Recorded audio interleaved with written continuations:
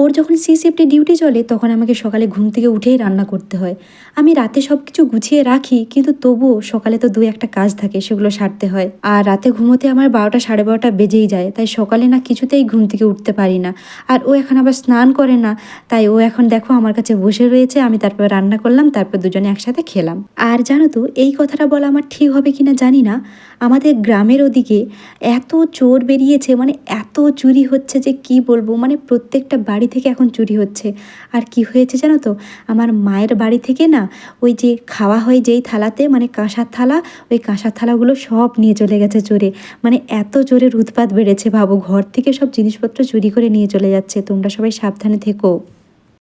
আজকে আমি বাজার থেকে কুমড়া নিয়ে এসেছি, কিন্তু আমার বেবি এটা পছন্দ করেনি, তবুও আমি এনেছি কারণ আমাকে কুমড়া খেতে ভালো লাগে।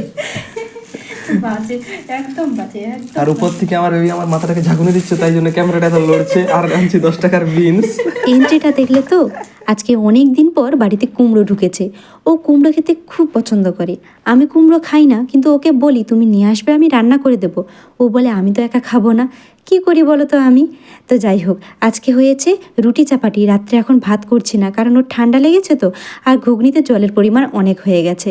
আর দেখো, ও ডিউটিতে যাবে, ক্রিম মাখাচ্ছে, আর সেই সময় কারেন্ট চলে গেল। এখন তো ও ডিউটিতে চলে গেছে, এখন আমাকে অন্ধকারে একটা ছোট্ট মোমবাতি জ্বেলে ঘরের কাজগুলো করতে হবে।